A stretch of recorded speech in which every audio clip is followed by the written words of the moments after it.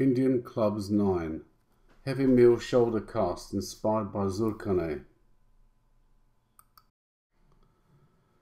To prepare for a shoulder cast, you need to stretch the triceps and hold the elbow up as high as possible. As you drop the club behind you, allow your arm to be pulled back and down by the club, letting gravity do the work. Whilst you're doing the stretch, balance the other club in the opposite hand. This acts as a counterbalance. Hold the position for a few seconds and then do the opposite arm. Repeat the stretch 5 times on each side.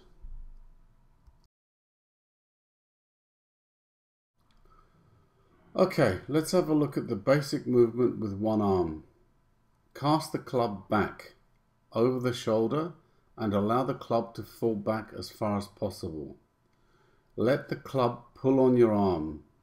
As you reach the bottom of the cast, pull hard on the club to bring it back to the front.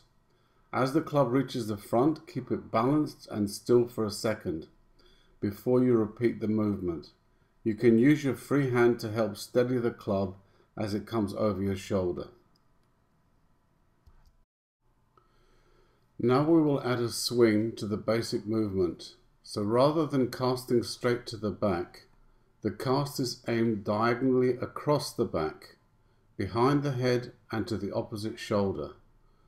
Let the club swing before pulling the club up in front.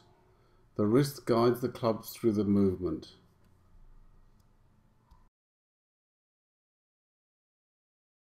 The basic alternate shoulder cast with 2 clubs.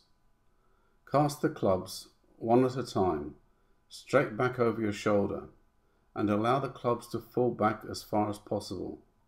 Let the clubs pull on your arm and feel the pull of gravity. Keep your elbows high when the club is behind you. When you reach the bottom of the cast, pull hard on the club to bring it back to the front position. Make sure that the club at the front is balanced and still during casts. The front club acts as a counterbalance for the club at the back. The movement should be smooth and rhythmic, and very important, avoid hitting yourself on the back at all costs. The grip used is known as the hammer grip. We will split this up and talk about the stationary club at the front first. Do not clench your fist. Your fingers should be firm and relaxed, just enough pressure to hold the club upright and balanced.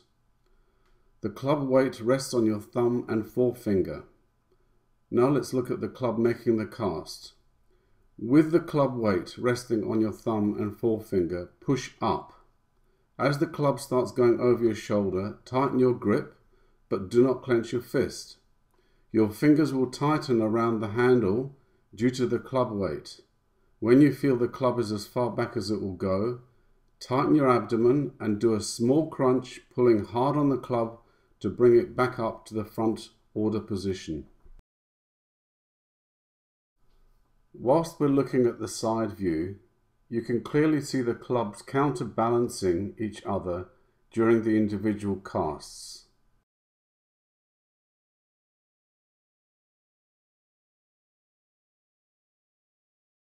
Next, we're going to make the inward cast and swing into one movement by moving your body with the club as you swing it across your back. When you push the club up and over your shoulder, your fist should be close to your ear. Make sure your elbow is high and held to the side. Allow the club to start falling. As the club gathers momentum, harness the energy by bringing your elbow forward and making a quarter turn with your shoulders and core. Transfer the energy into your arm and bring the club back up into order position. The back view shows the arm movement very clearly. The casts are now generating an additional sideways movement. The club swing will help in the quarter turn. You will find that you need to transfer your body weight from one foot to the other. It's like a rocking motion. The secret is to keep the cast and the swing smooth and rhythmic and harness the power of the clubs.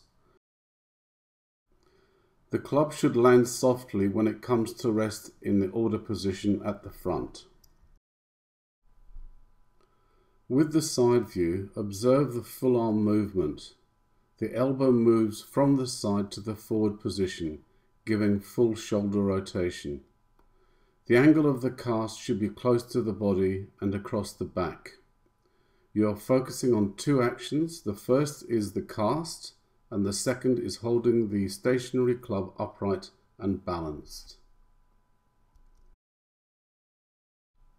In the demonstration you have just watched, the shoulder casts were done inward.